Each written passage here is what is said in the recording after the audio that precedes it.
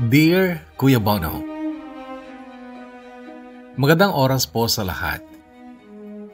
Palagi po akong nakikinig sa mga kwentong binabasa nyo at isa ako sa mga na-inspired sa mga kwento nila. Kaya naman nagkaroon din ako ng lakas ng loob upang maikwento rin ang aking buhay at pag-ibig. Kung sakaling mabasa at mapansin nyo, pagpasensyahan nyo na lang kung hindi naayos ng husto. First time ko kasing mag-share at maikwento ang buhay ko. Tawagin niyo na ako sa pangalang Zoe. Taga-Kalinga po ako. Lumaki po ako sa isang malaking pamilya. Hindi kami mayaman, hindi rin mahirap kasi kumakain din naman kami ng 3 beses sa isang araw. Sinabi kong malaki kasi 12 kaming magkakapatid. Kaso naging 11 na lamang dahil namatay ang aming panganay dahil sa sakit. Si tatay ay isang retired police at si nanay ay isang farmer pero ngayon ay wala na siya. Malalaman niyo rin sa kwento ko kung paano siya nawala. Pang-10 ako sa aming magkakapatid at masasabi kong ako yung pinakamainitin ng ulo at pinakapasaway. Noong bata pa ako kasi yung tipo na minsan pag pinapagalitan ako ng mga nakatatandang kapatid ko ay inaaway ko rin sila, lalo na kay mama. At noong 7 years old ako ay sinabihan ako na mag-aral para matupad ang aking mga pangarap. Pero dahil sa matigas din ang ulo ko, minsan ay sinasabi kong ayoko nang mag-aral. Total marami namang hindi nakapag-aral na maganda naman ang buhay. Pero sinabihan ako ng mama ko na sige, magiging katulad mo rin ako na hindi man lang nakapagtapos. Kahit elementarya pa lang, doon na sa bukid nagtatrabaho hanggang sa tumanda na. Kaya naman nung Paskuhan, Kuya Bono, ay naisipan ko na rin mag-aral kahit late na ako nag-grade 1. Doon ko na naranasan na masaya pala ang mag-aral. Kaso, medyo mahina din ang utak ko kaya gusto ko na rin tumigil noon. Kaya lang natatakot ako kay tatay kasi tuwing uuwi siya galing ng trabaho ay papagalitan niya ako, papaluin gamit ang kanyang sintron kaya napilitan akong sipagan ang pag-aaral ko hanggang sa nakatapos naman ako ng elementarya.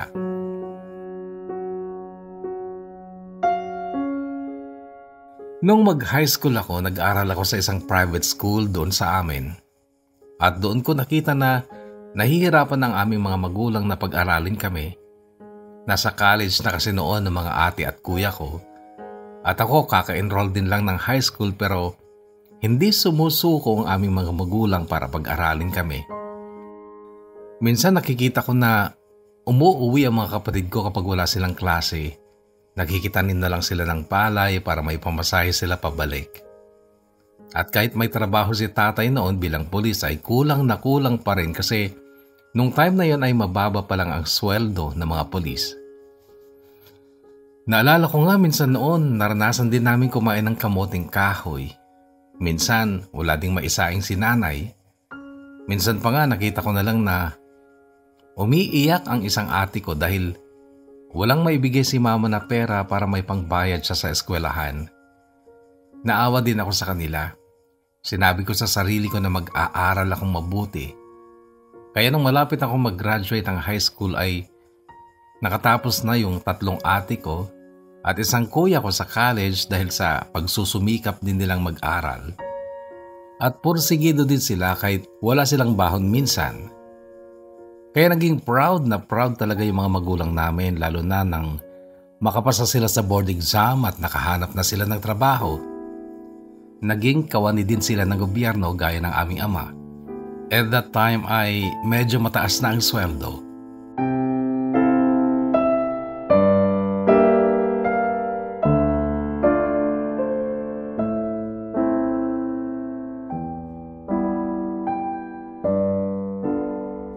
Isang araw may narinig ako chismis tungkol sa aming ama na may babae daw siya at buntis pa yung babae.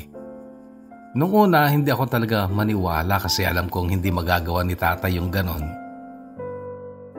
Kasi bata pa lang ako noon, Kuya Bono, nakikita ko talaga ang mga magulang ko na sweet sila sa isa't isa. Minsan nga naiinis ako sa kanila kasi naghaharutan pa sila kahit may mga taong nanonood sa aming bahay. Naiinggit nga yung mga kaibigan ko sa kanila dahil ang sweet daw nila, di tulad ng mga magulang nila. Si tatay kasi yung tipo ng tao na wala siyang pakialam sa sasabihin ng iba. Hanggang sa isang araw na habang nanonood ako ng TV, may narinig akong sigaw at iyak ng aming ina. Agad akong tumayo at pinuntahan siya.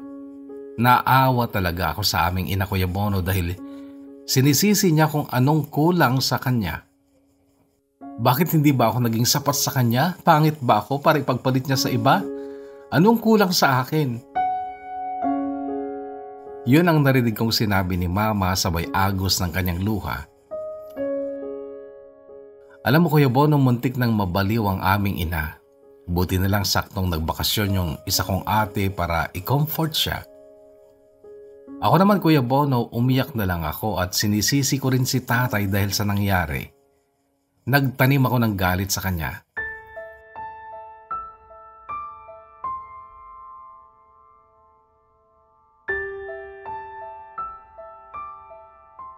Noong college na ako, ay pumasok na ako sa isang public school at kinuha ko ang kurso ay Bachelor of Science in Criminology.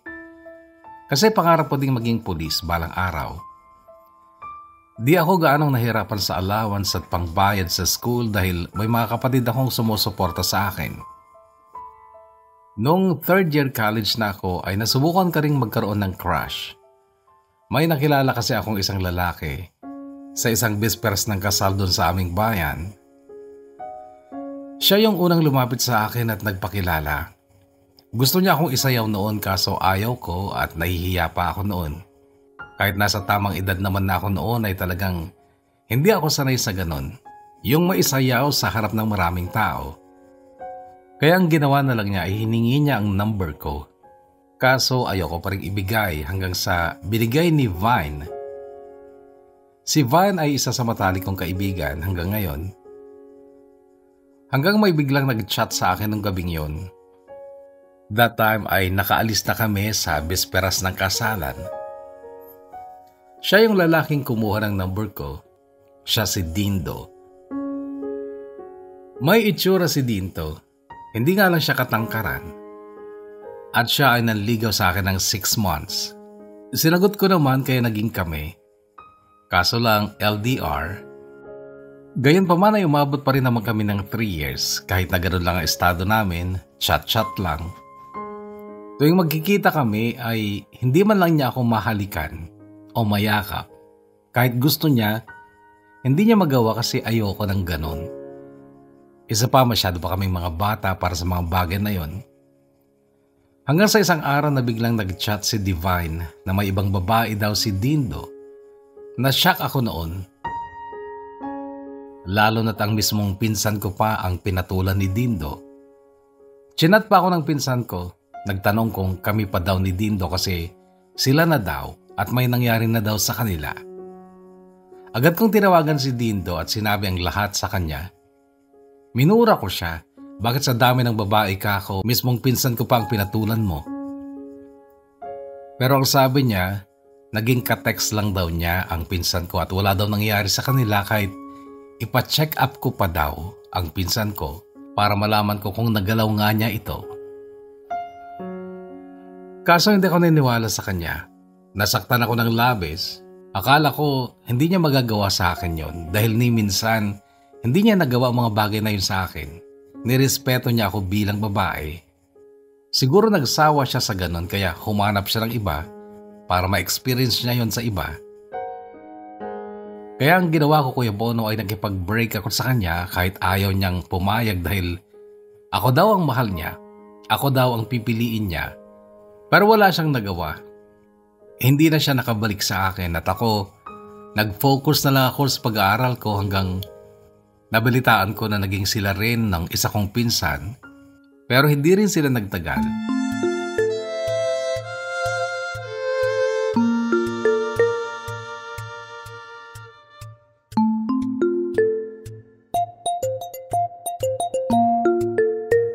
Noong 2018 ay nag-OJT rin ako sa wakas at masayang masaya si nanay noon lalo na yung mga kapatid ko. Natapos ang OJT ko noong October 2019. At kailangan namin ang maghintay ng June 2019 para makisabay kami sa mga gagraduate na pang second semester. Noon ay nagbakasyon muna ako sa bahay hanggang sa isang araw. Nag-chat yung isa naming classmate na kailangan daw naming magpunta sa school para kuhanin yung toga na gagamitin namin sa graduation. Agad naman akong pumunta.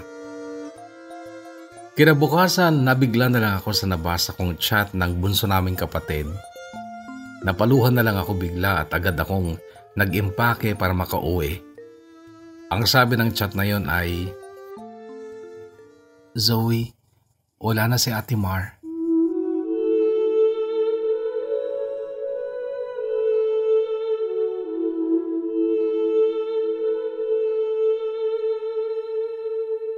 Si Ate Mar ang panganay naming kapatid. Nagkasakit kasi siya hanggang pumayat siya at di niya nakayanan. Si nanay ang nag-alaga sa kanya hanggang sa mawala siya. Nung dumating ako sa bahay, nadatnan ko na lang na maraming tao sa labas ng bahay. Agad akong pumasok at umiyak ako ng umiyak. Awang-awa ako sa ate ko kasi ang payat niya na. Halos nakalabas na yung ngipin niya. Hindi maisara.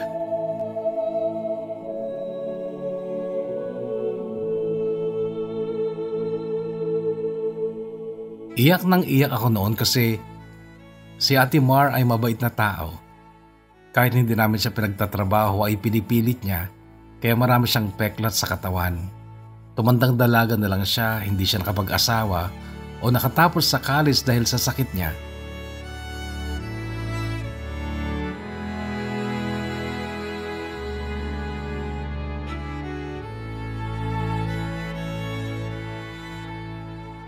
Nung nalibing na si Ate Mar ay bumalik na ako sa school namin para mapitsuran kami hanggang sa lumipas ang 2 linggo na nakaramdam ako ng sakit sa aking katawan. Lalo na sa aking paa at bewang. Agad kong tinawagan si Mama at ang sabi niya magpa-check up daw ako.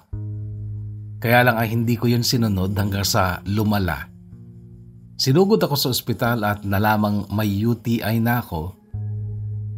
5 days akong na-confine, then nilabas ako, kaya lang wala pang isang araw ay sinugod ulit ako sa ospital at nalamang may trangkaso na ako hanggang sa binalik na naman ako. Nagpa-discharge na lang ako sa ospital kasi hindi na gumagaling yung nararamdaman ko. Iyak lang ako ng iyak. Yung paa at kamay ko, di ko man lang maigalaw dahil sa sakit. Tinawagan ako ng mama ko na umuwi na lang sa amin para magpagamot daw ako sa albularyo. Umuwi naman ako ng Kuya Bono kahit hindi ako makalakad ng maayos. Hinatid pa rin ako ni Divine sa sasakyan. Pagdating ko sa amin ay nakaabang na si tatay para sunduin ako. Pababa pa lang ako ng sasakyan ay naiiyak na lang ako dahil sa sobrang sakit sa paa ko. Pagdating namin sa bahay ay humiga ako at umiyak na lang dahil sa sobrang sakit. 1 linggo akong nakahiga doon. Umiiyak na lang gabi man o araw, tsaka na lang titigil pag nakatulog na ako. Hanggang makaramdam na naman ako ng matinding sakit sa katawan ko. Isang araw habang binabantayan ako ng aking ina, bigla ko na lang nasabi sa kanya na, "Mama, maraming salamat sa lahat. Mahal na mahal ko kayo. Patawarin niyo ako kung minsan matigas ang ulo ko at inaaway kita. Naging sakit ng ulo mo ako nung bata pa ako, Mama. Magpapahinga na sana ako. Hindi ko na talaga kaya. Gusto ko na mamatay para hindi na lang ako mahirapan." Nakita ko na lang ang mama ko na umiiyak sabay sabi na, "Anak, huwag ka namang magbiro ng ganyan. Kamamatay lang ng Ate Mar mo. Tapos yan pang sasabihin mo. Lakasan mo naman ang loob mo. Magdasal ka, anak." Umiyak na lang ako noon kasi sinisi ko rin minsan yung Diyos bakit ako nagkakaganito. Bakit nangyayari sa buhay ko yung ganito. Nawalan din ako ng tiwala noon, Kuya Bono, sa Diyos hanggang sa pinagamot nga nila ako sa albularyo. Dati hindi talaga ako naniniwala sa albularyo kasi gawain daw ng demonyo yun. Kaya lang nakita ko ginawa niya ang lahat ng kanyang makakaya. Hanggang sa may sinabi sa akin, nagpatindig sa aking balahibo. Naniniwala ba kayo sa mga sabi-sabi na may ibang elemento daw o ibang nilalang na pag gusto ko daw nila, may ginagawa sila para magkasakit ka? Hanggang sa sinabi niya sa akin na balik daw ako bukas para mapaalis niya yung ibang nilalang na sumusunod daw sa akin. Noong gabing yun nasabi ko kay mama yung sinabi ng albularyo sa akin. Natakot din sila mama pero ang sabi, magdasal lang daw ako. Gawa-gawa lang daw yun ng demonyo.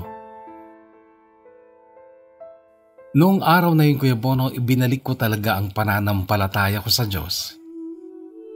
Gabi-gabi akong nagdadasal para pagalingin niya ako. Kaya lang, lumala pa rin yung sakit ko. Pumunta pa kami sa Baguio para magpagamot kaso iba naman yung sinasabi nila. Pagod lang daw ako. Kaya lahat ng parte ng katawan ko ay masakit talaga. Kung ano-anong gamot na lang ang binibigay nila sa akin. Dahil doon ay umuwi din kami kaagad. Tapos bumalik kami sa matandang albularyo at ang sabi niya, puntahan din namin yung isang matandang albularyo kasi mas may alam daw siya at mas malakas siya. Dahil sa matinding desperasyon na gumaling ako, sinamahan ako ng tatay ko sa matandang yon. Pagdating namin doon, hinawakan niya ako at ang sabi niya, buti pumunta kayo ng maaga dito dahil kung hindi, mapipilay ka talaga. Hindi niya sinabi kung anong dahilan basta't ginamot niya lang ako. Hinilot-hilot niya ang buong katawan ko. Gabi hindi ako makatulog ng husto. Iyak lang ako ng iyak. Nakaupo lang ako habang natutulog. Hirap na hirap talaga ako noon Kuya Bono. Kaya nung pang-apat na balik ko sa matandang yon ay halos makakalakad na ako ng mabuti. Naigagalo ko na yung kamay at pako hanggang sa tuluyan na akong gumaling sa matandang tumulong sa akin.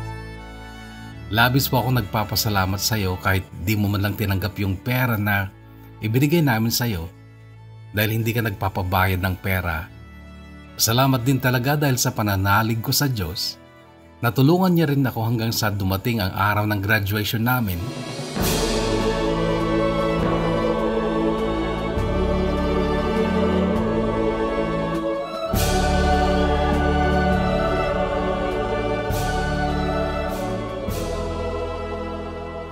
Hindi na naka-attend si mama dahil may sakit siya noon at si tatay ang nag-attend sa graduation ko.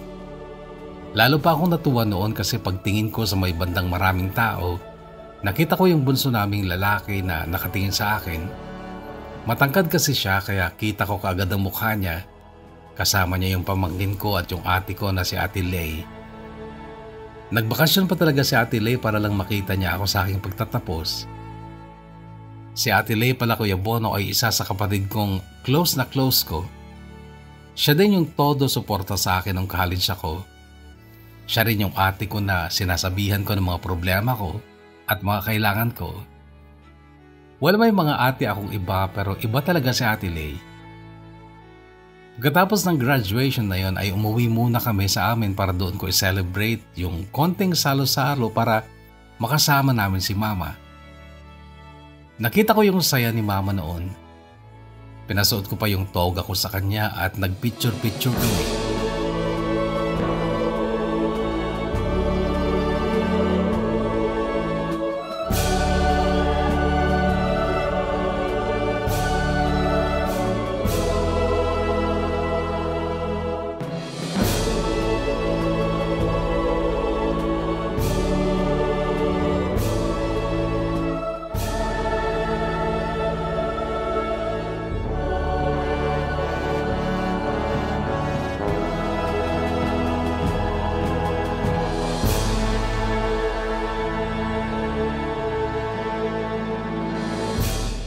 Lumipas ang ilang araw ay nag-review na ako para sa nalalapit na exam namin. Minsan tinatamad ako mag-review. Nag-absent pa ako minsan tuwing walang duty si Ate Lay at matutulog siya sa bahay ay kunwari nagbabasa ako at nagbe-memorize kasi pag nakita niya ako na hindi ako nagbabasa ay magagalit siya. Sabi niya, dapat kahit first take ko pa lang ay pasado na ako. Kaya nung malapit na yung exam namin ay nagseryoso din ako mag-review hanggang sa dumating na yung araw na yon. Tuwing sasagutan ko yung papel ko, dasal talaga ako ng dasal. Ganon din kapag bago ko buklatin yung sasagutan na papel. Ganon ang ginagawa ko hanggang sa matapos yung 3 araw na examination. 3 araw kasi ang exam ng criminology. Nagdasal din ako bago ako lumabas ng school na yon. May sabi-sabi kasi na huwag daw lilingon dahil babalik ka pa kasi hindi ka makakapasa. Alam kong pamanhin lang yon pero ginawa ko na rin. Total, wala namang masama, wala namang mawawala. Pati ka reviewer ko, sinunog ko din. Bilin naman yun ng Ate Lay ko para daw wala na akong babasahin ulit. Meaning, hindi na ako magre-review ulit kasi papasa na ako. Yun ang paniniwala naman ni Ate Lay. Habang naghihintay ako ng result ng aking board exam ay may isang pangyayari na nagdulot ng matinding lungkot sa buong pamilya. Nagkasakit ang nanay namin. Halos pabalik-balik siya sa ospital. Grabe, naiiyak talaga ako noon. Halos ako kasi palagi ang nagbabantay sa kanya tuwing nauospital siya. May mga kapatid ako kaso nasa malalayo sila. At hindi rin sila makauwi kasi first duty before anything else ay ika nila. Lalo na at nasa gobyerno pa silang lahat kaya naiintindihan naman ni Mama yon. Pero isang araw biglang dumating si Tatay at isa kong kuya para iuwi namin si Mama kasi medyo okay na siya noon. Makalipas ng 1 linggo halos di ako active sa Facebook kasi malapit na ang result ng exam. Hanggang sa isang gabi, nakahiga ako nang bigla akong tawagin ni Mama. Zoe, pumasa ka daw sa exam. Halos mapalundag ako sa saya noon, Kuya Bono. Lumuha pa talaga ako. Ang dami nag-text sa akin ng congrats. Dahil doon ay nag-open ako bigla ng Facebook ko. Ang daming chat akong nare-receive na lahat ay nagko-congrats. Pinost pa ni Ate Lay sa Facebook ang mga pangalan ng mga pumasa at naka-highlight ang pangalan ko. Labis ang tuwa ko noon at lumabas ako at kunwari umihi pero ang ginawa ko talaga sa CR ay nagdasal ako sa Diyos at nagpasalamat kasi tinupad niya ang dalangin ko. Grabe, kahit may sakit si Mama noon ay sobra ang saya niya, lalo na si Tatay. Sabi pa ni Tatay, congrats Zoe. Proud na proud talaga ako sa'yo. First take talaga. Ganyan dapat. Hanggang kinabukasan, Kuya Bono, ay masaya pa rin ako. Bumangon akong may matamis na ngiti sa mga labi ko.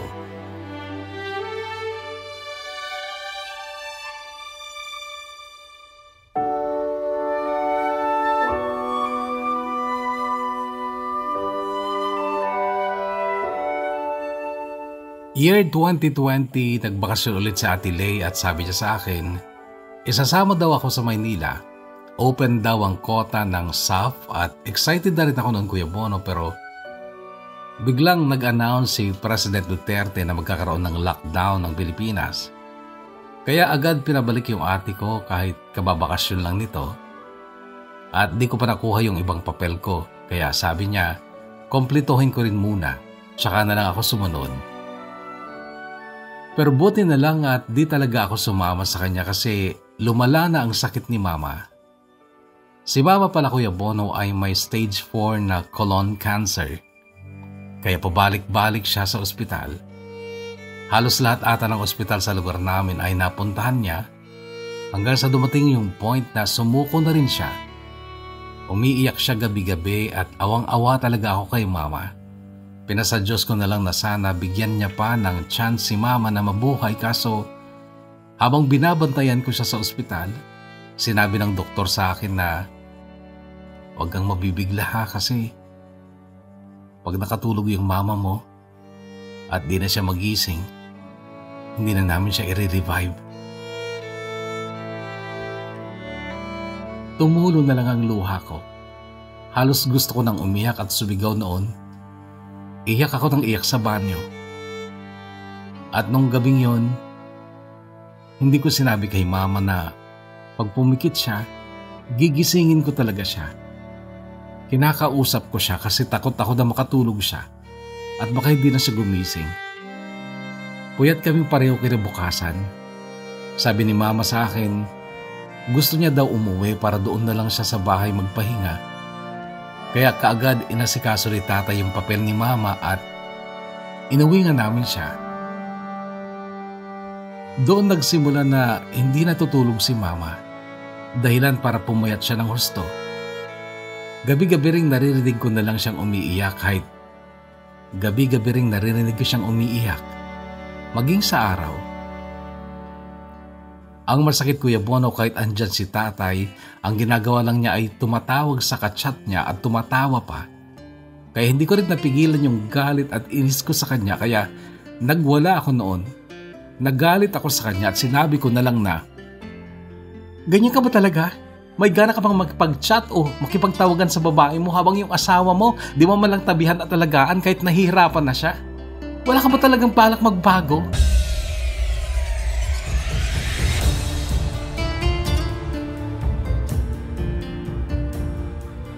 Kung ano-ano na lang ang sinabi ko, Kuya Bono. Yung tatay ko nakayuko lang. Wala din siya ni isang salita sa akin kasi galit na galit talaga ako. Hanggang sa tinawag ako ni mama. Tinanong ako ba't ako sumisigaw. Sabi ko kay mama, ayan yung asawa mo. May gana pang magsaya kahit nahihirapan ka na. Pero ang sabi ni mama, Zoe, anak, hayaan mo na lang siya. Kung may balak siyang magbago, noon pala sana nagbago na siya. Pero kahit ganun ang tatay mo, tatay niyo pa rin siya. Balibalik na rin man ang mundo, tatay niyo pa rin siya.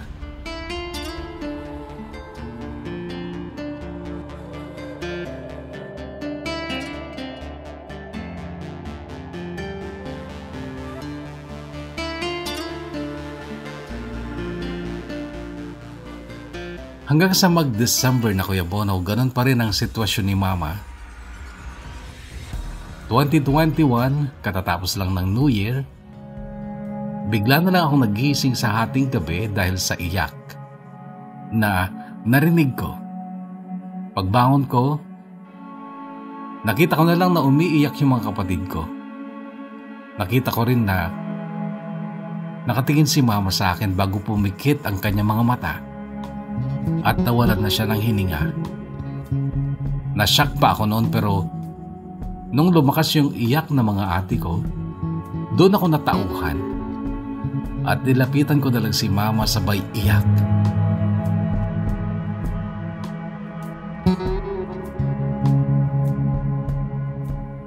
Grabe ang iyak ko noon. Halos isang gabi akong umiiyak. Kahit nakahiga ako, bigla na lang akong mapapahagulgol. Lalo na nung second night ng lamay niya. Hinayaan na ako ng mga kapatid ko para daw mailabas ko yung sama ng loob ko, matinding lungkot. Naaalala ko kasi na sinabi ko na yung unang sahod ko, i-deposit ko sa ATM niya para may pambili siya sa lahat ng gusto niya. Kaya lang hindi niya nahintay. Habang tinatype ko tong part na to, Kuya Bono, ay umiiyak ako at tumutulo yung luha ko. Naalala ko yung time na nakasama ko si mama. Labis ang pasasalamat ko dahil hindi ko talaga inuna yung pag-a-apply ng trabaho para makasama ko pa yung nanay ko sa mga huling araw ng buhay niya. Yung mga ibang kapatid ko ay hindi rin nakauwi dahil pandemic noon. At kahit makauwi man sila, hindi rin nila makikita si mama dahil kailangan pa nilang ma-quarantine ng 15 days. Kaya naman nasa malayo rin sila at sabi nila sa akin, swerte mo, Zoe, nakasama mo si mama ng mahabang panahon. At least wala kami masasabi sa'yo. Tingnan mo, mawawala rin siya. Di na natin siya makikita pagkatapos ng libing ni mama.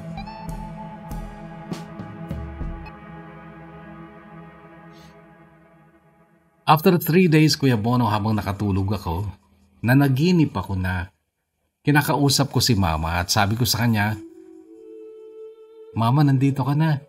Sana huwag mo na kaming iwan ulit." At ang sagot niya, "Zoe, nandito ako para magpaalam sa'yo. Huwag mo na akong pigilan kasi hinihintay nila ako." Umiyak ako, Kuya Bono. Sabi ko, "Mama, paano na yung pag-a-apply ko? Paano na yung pangako ko sa'yo na ibibigay ko sa'yo yung sahod ko?" Nakita ko yung saya sa mukha niya. Sabay sabi na, "Babantayan ko kayo. At sana huwag mong pababayaan yung dalawang nakababatang kapatid mo. Tulungan mo rin sila pag may trabaho ka na." Hanggang sa nagpaalam na nga siya at unti-unting nawala, kasabay ng puting usok hanggang sa bigla akong nagising at umiyak na lang ako. Kinabukasan, di ko nasabi sa mga kapatid ko lalo na kay tatay ang napanaginipan ko.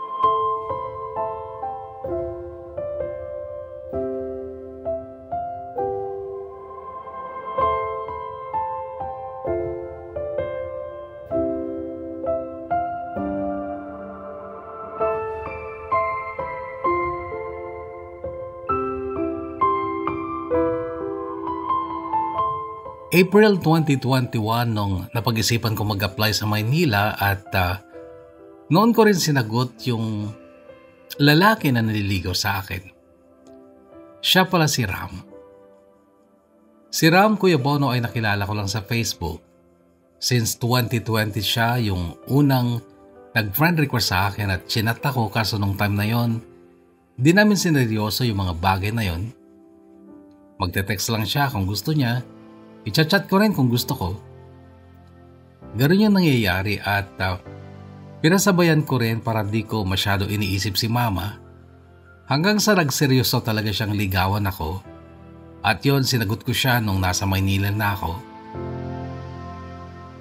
LDR din kami. Halos 3 years na nung kami ay unang magkita kaya doon ako humanga sa kanya. Si Ram ay kababayan ko rin pero ibang lugar nga lang siya nakatira. Nagtatrabaho din siya sa gobyerno. Halos sa VC lang kami nag-uusap kahit hindi niya ako nakikita sa VC dahil hindi ako nagpapakita. Nahihiya kasi ako. Hindi naman ako pangit, hindi rin kagandahan. Ewan kahit sinasabi niya na kahit pangit o maganda ka, gusto pa rin kita. Natawa na lang ako sa sinabi niya hanggang sa dumating yung araw na may pangalan na kami sa mga magte-take oath daw. Di pala pulis ang napasukan kong trabaho. Ibang unit nga lang katulad din ng pulis pero yung trabaho magkaiba. Labis ang pasasalamat ko noon, halos di ko nasabi kay tatay na mag-oath taking na kami. After 1 week, si Ate Lay, sa sobrang excited niya ay nasabi niya kay tatay. At sobrang saya niya, dumating yung araw na magre-report na kami. Chinat ko na lang si Ram kasi sakto hindi siya online kaya chinat ko na lang siya at nagpaalam sa kanya hanggang sa kinuha nila yung cellphone namin. Isa-isa. Nag-training ako ng halos 6 months, Kuya Bono. Doon makikita talaga ang tibay ng loob mo. Doon sa training school, mararamdaman mo talaga yung sobrang pagod. Gusto mong itulog kaso hindi mo magawa. Pero kahit gaano kahirap yung training namin ay hindi ko inisip na sumuko. Lalong nilakasan ko ang loob ko na kaya ko to. Hanggang sa di ko namamalayan na malapit na ring matapos at sa wakas, nung malapit na ang graduation namin, binigay nila yung mga cellphone namin para ma-chat yung pamilya namin para umattend sa graduation. Labis ang saya ko noon. Una kong tinawagan yung pamilya ko at binalita sa kanila ang good news at labis ang tuwa ng tatay ko. Chinat ko rin kaagad si Ram. Madami rin pala siyang text na mag-iingat daw ako sa training, mahal na mahal niya ako. Agad ko siyang chinat at nag-reply din kaagad siya. Nagkumustahan kami at sobrang saya namin sa isa't isa. Yun yung time na pinakita ko na ang mukha ko sa video call kahit kalbo ako noon at sobrang itim. Natawa na lang siya nung makita ko at nagpakita rin ako sa wakas at nung nag-graduate na kami at ganap na rin ako isang kawani ng gobyerno.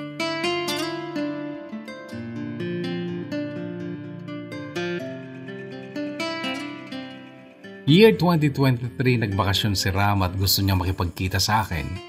Tinanong din niya ako kung gusto ko kasi halos 3 years kaming LDR at sa VC lang kami nag-uusap. At yun, dumating din yung araw na yun. Kinakabahan talaga ako ng Kuya Bono na makipag-meet sa isang lalaki pero nilakasan ko ang loob ko. Hanggang sa nakita ko siya at nakita rin niya ako. Nagkahiyaan din kami. Sabi ko nga sa kanya, akala ko sobrang tangkad mo, hindi pala. Sabay tawa, tapos sabi niya, akala ko rin ang taba mo sa personal, hindi pala. Unang tingin ko lang kay Ram, kahit naka-face mask siya noon, nakita ko talaga na gwapo siya. Lalo na nung tinanggal niya na yung face mask niya, matangos talaga ang ilong niya at may tsura. At ayun Kuya Bono, nagkita rin kami sa personal. Almost 3 years na magka-chat. Hanggang ngayon Kuya Bono ay kami pa rin ni Ram. Labis ang pasasalamat ko. Hindi niya ako sinasaktan. Oo, minsan nag-aaway kami pero siya yung unang sumusuko. Siya yung unang sumusuyo sa akin. Pinaparamdam niya talaga sa akin na mahal niya ako. Nagkikita rin kami ng madalas lalo na pag mahaba ang bakasyon niya. Pinupuntahan niya ako. Minsan nagsasama rin kami. Lalo niya pa akong minahal ng sobra nung malaman niya na siya ang una sa akin. Hanggang ngayon Kuya Bono, parehas na kaming 28 years old at marami kaming plano sa buhay. Single pa rin ang status ko ngayon kasi di pa kami kasal pero malapit na rin maging married, not now but soon.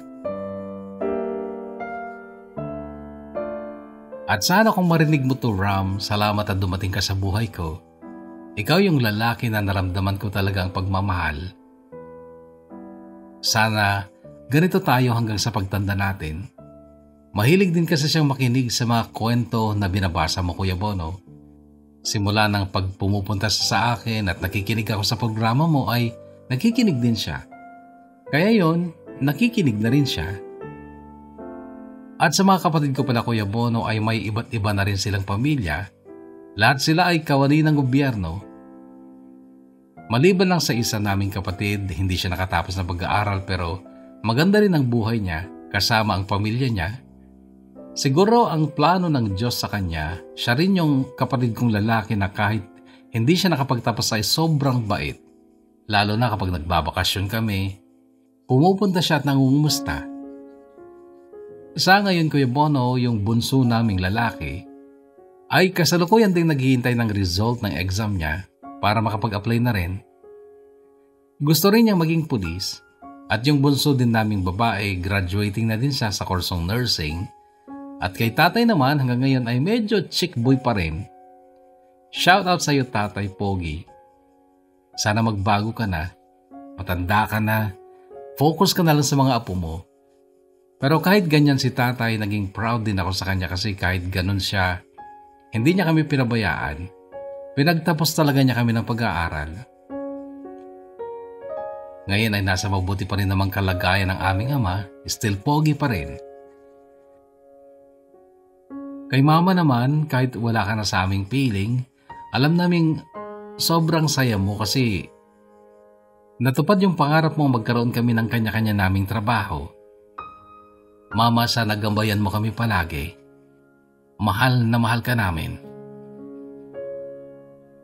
Maraming salamat Kuya Bono sa pagbabasa nitong kwento ng buhay ko. Kahit magulo, binasa mo pa rin. Sa mga nakinig sa kwento ng buhay ko, sana ay may natutunan kayong aral kahit papano.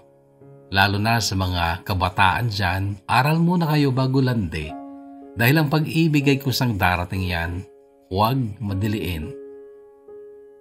Siguro lahat tayo ay dumaan sa madidilim at malulungkot na pangyayari sa ating buhay na parang may nakatakip na ulap sa mga buhay natin. Pero tandaan na ang ulap na yun ay hindi forever na nandyan. At sa likod ng ulap ay may araw na nakangiti sa atin. gumagalang at nagpapasalamat, Zoe.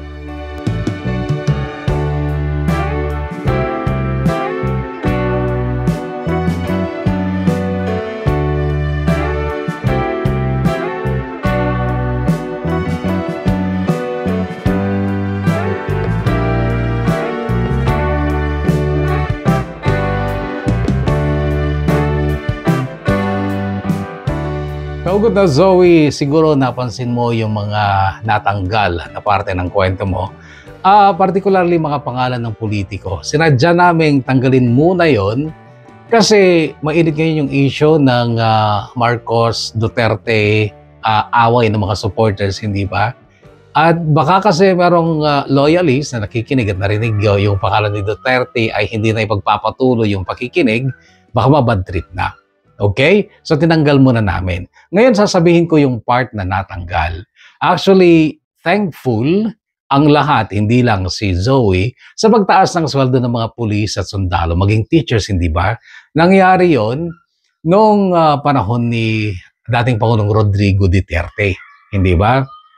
At yun namang pagkakapunta niya sa ICC, dati niya nang ini-expect yan eh. Isang bagay na hinangaan ko actually kay Pangulong Duterte ay dati niya nang sinasabi na kapag kinuha siya ng ICC, haharapin niya bilang isang tunay na lalaki, bilang isang tunay na leader.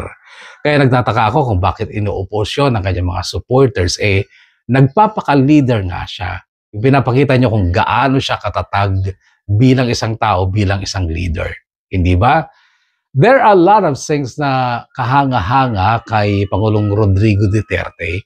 Ang hindi ko lang nagustuhan, particularly ay yung drug war. Kasi iniisip ko, wala akong alam sa politika at strategy sa mga ganitong bagay. Pero naisip-isip ko lang, kayo din mga kaabang, isipin nyo at sa'yo, Zoe, kung ikaw ay leader at gusto mong mapuksa yung drugs sa iyong bansa, tama ba talaga na may mga mamatay na addicts at mga pushers? Hindi kaya mas tama na walain yung droga? Totally. Di ba lahat ng bayan ay may mga pulis? What if i-assign mo lahat ng pulis mo sa isang bayan na hanapin nyo kung sino dyan ang gumagawa ng droga? Okay? Pahalughog mo buong Pilipinas kasi di ba bawat bayan nga ay may pulis. So yun ang special assignment. Hanapin nyo kung saan yung gumagawa ng mga illegal na droga na ito. At dahil tayo ay isla, pabantayan lahat ng ports. Lahat siguro ng pwedeng pasukan ng mga taga-ibang bansa para magdala ng droga. Ewan ko lang, hindi ba mas madali sana yun? Walain yung source, walain yung pinagmumulan. So, baka posibleng mawala totally yung drugs. At kapag walang drugs, walang addict. Hindi ba? I don't know if you agree with me. Kaya lang sa tingin ko, bilang isang payapang tao, yun yung naisip kong paraan kung ako yung leader. Wala pa sanang dumanak na dugo, walang namatay, wala sanang problema ngayon. Si dating Pangulong Duterte, kasi yun yung kaso niya, di ba? Yung drug war, yung ang tawag dito, crime against humanity. Well, anyway, yun nga, na umit lang yung part na yon para lang sa kapakanan ng mga loyalista. Kasi baka mabad trip nga sila at marinig nila yung pangalan. Kasi marami dyan yung mga nakikipaglaban online sa mga DDS, mga loyalists. Nababasa ko sila, yung mga comments nila. At baka pag narinig nila yung pangalan ni Duterte, hindi nila tapusin yung kwento mo. Pero ngayon ay sinasabi ko, yun lang yung part na yon. Actually, Zoe is honoring and very thankful of the former president sa pagtaas ng sweldo ng mga pulis kasi pamilya sila ng mga pulis. Parang nahihiya pa nga si Zoe na aminin na pulis sila, lagi niyang sinasabi o ginagamit yung salitang kawani ng gobyerno. And I know everybody is thankful sa pagtaas ng sweldo. Meron din kasi ako nabasa dati, yung kiniklaim yata ni Trillanes na si Pinoy daw ang gumawa ng Republic Act ba yun o executive order na pagtaas ng mga sweldo. Kaya lang, ano yata na fact check yata. And I am still not sure kung sino talaga. Okay? So, let's leave it there. Okay? So, yun lang ang natanggal sa kwento mo. At, yes, kulang sa kilig. Alam mo naman yung mga kabang natin ay mahilig sa mga kilig stories. Most of them actually. But still, your story is very inspiring, Zoe. Really inspiring kasi we felt kung gaano ka kahina, kung ilang beses mo nagamit yung umiyak na lang ako, umiyak ako magdamag, halos buong gabi. You're so weak. But there you are. You're a police woman. Ba't ba ayaw mong sabihin yung assignment mo kung saang departamento ka talaga? Anyway, thank you so much and I do hope na kung sakaling magsasend ka ulit ng story mo ay habaan mo naman, dagdagan mo yung kilig moments tungkol naman sa love life mo. What is the name of your boyfriend again? Dindo yata yung una and Ram yata, if I'm not mistaken, kasi hindi ka na-emphasize yung kanyang love story. Thank you again, Zoe, for sharing your story. At ngayon sa ating mga shoutout, napahaba yung ating extra talk, ha? Bless May, Chimito, shoutout from Ifugao po. Shoutout to you, Bless May. Cherisa Mateo Kafugawan, shoutout to you. Decibel Matias Rivera Agaid. Late lang naman sa wall ko pero eto, magko-comment pa rin ako by the way, Kuya. Listening here on Oman from Rojas Isabela, Agyaman Kengka, Decibel. Geraldine Dalit, Makapagal Piedad. Shoutout po sa lahat ng adik na gaya ko sa pagkikinig sa programa mo po. God bless you. Your Kuya Boro. Maraming salamat. May Laguerta naman. Shoutout Kuya Bono dito yung Hong Kong, Ken Pamilyak, dito Alicia Isabela, Giyamang Ken Kakabsat. Maricel G. Mesana, shoutout Solid the Banger sa mga kwento mo. God bless you to Maricel. And Zoyong, pa-shout Kuya Bono kay Ate Jarige. Kanagan Kumit, Ate Sender Kuya Bono. Zoe, yeah. Jen Baruga Mangulad, shoutout to you. Ria Estrada Eduria. God bless you too and your family. Deja JS, shout out to you.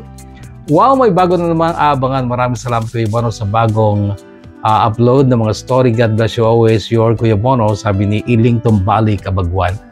Olivia Pulido Tasio, pa-shout Kuya Bono sa mga abangar at sa anak ko sila Aubrey, Jade, Lloyd, Ray, Tasio. Agyaman always listening here in Ambagyo, Nueva Vizcaya. Shout out sa inyo. Maylin Contapay, Sinampan, shout out to you. Ruby G. Derwin, shout out to you. Hannah Santos Norman, Hanma pala. Hanma Santos Norman, pa-help po ako, di ko kayo ma-search sa Spotify. Hindi tayo masyadong nag-update sa Spotify eh. Oo. Kasi, masyado tayong maraming ginagawa. Although maganda sana. Anyway, kapag lumaki, nagkaroon tayo ng kasama dito ay baka sakaling makareer din natin ng Spotify. Lijan Toledo, hello kay Bono. Bago na namang istorya, pa-shoutout naman po ako dito sa Planas, Ramon Isabela. Shoutout to you, Lijan Toledo. Enile Nave, shoutout to you. Shoutout sa Mindanao at Bohol Abangers here since 2015. Thank you. Dang Balubar, good morning Kuya Bono. Pa-shoutout po sa family ko dyan sa Ilagan Isabela. Balubar family, miss ko na kayo. Always Abangers here in Hong Kong. Thanks po. Annabel Pailano Bangibang, wow, adamanin baru asapay kuma Kuya Bono, inaldaw nga adda. Pa-shoutout man Kuya Bono, ken gayem ko nga Joy sa Dulyo, nga nagisungsung iti pinagdingeg campus na adik kamin isong ingana ita kanayon kami agab-abang iti baro nga upload mo from Annabel ng Cagayan Valley, Agyaman Kabsat. Let Valdez, pa-shout Kuya Bono, always a banger here in Causeway Bay from Tabuk City, Kalinga. Joy Ogano Bantok, shout out to you. Lani Balinan Ligutan Bakay. Always listening or watching here in Scenic Villas, Hong Kong. Pagrit naman po ng happy birthday kay Ate Cheche Gumabay sa April 4, tomorrow. Happy birthday tomorrow, Ate Cheche Gumabay, mula kay Lani Balinan, Ligutan, Bakay. Yan ng ETSM. Pasyahan ko yung solid bangers here in Shunli from Malig. Angela Pahilaligayo, wow, may abang naman. Pasyahan ko yung is a banger here in Al-Hasa, Saudi Arabia. Thank you, Angela. Vin Padilla Hines, shout out to you. Mitch Shell Javier Braganza. Pasyahan ko yung sa family ko dyan sa Palanan, Isabela at sa boyfriend kong mahal na mahal ko, Philip na Kenneth Saraos. Sana maibahagi ko din ang kwento namin soon. Silent listener mo po ako, Kuya Bono. God bless ating lahat. Sige nga, Mitch L. Javier Braganza, lalo na sa early life mo sa Palanan, Isabela, kasi hindi pa ako nakakarating dyan. At least ma-imagine ko lang kung gaano kaganda ang inyong lugar. Jovito Javier, yes, may abangan naman ako. Kailan mo po i-post ito? Ayun nga. Shoutout Jovito Javier ng Puerto Princesa City, Palawan. Thanks a lot. Ella Reyes Corcuera, Pasyahan ko yung Bono, Moises del Cruz from South Korea, and Ella C. Badang from Thailand. From Ella Reyes Corcuera of Ramon Isabela. Ani Solano Tobias, shoutout to you. Listening here in Tagum, Davao del Norte. Shoutout sa inyong lahat dyan. Odlus Malu, shoutout. Late naman dumaan, tapos na yata yun. Anyway, sabi niya, late dumaan sa wall ko, pero heto ako, one of your banger with Mary Joyce Maborang Purpus ng Taiko Shing, Hong Kong. Bakit, Mary Joyce, may new upload na naman si Kuya Bono. Agdingig kan. Salamat, Kuya Bono, listening here in Lamtin, Hong Kong. Lenny Tumakder Kalimag, shoutout to you. Teresa Montel Rosario, shoutout to you. Dang Tolosa, shoutout to you. Joy Duldulao. Ernie Cabral Ormanita, also to Marie Chris Kilang, Daisy Almasan, and thank you, Bono. Ingat ka po palagi. Korean yata to, or Japanese. Rumbawa Bunwen Jackie, shout out to you. Ito yung story sender natin. Ayan. Phrase Q Bonilla. Ano daw? Kahit nagdadrive ako ng motor, papasok pa uwi, naka-headset ako. From Dolly Region 2. Phrase Q Bonilla, shout out to you. Eugene Makutay, RM, shout out to you. Manilin Sulivio, shout out to you. And Kenneth Brian Rojas. Buenos dias, your Kuya Bono, shout out from Bambang, Nueva Vizcaya. Avid listener since 2009 nung nasa radyo ka pa. Soon, kwento ko naman ang babasahin mo. Abangan namin, Kenneth Brian Rojas. Yun muna, napahaba na tayo mga kakwento, kaabang at mga kahugot. Again, Zoe, maraming salamat. At sa inyong lahat mga kaabang, stay healthy, stay safe, and God bless us all.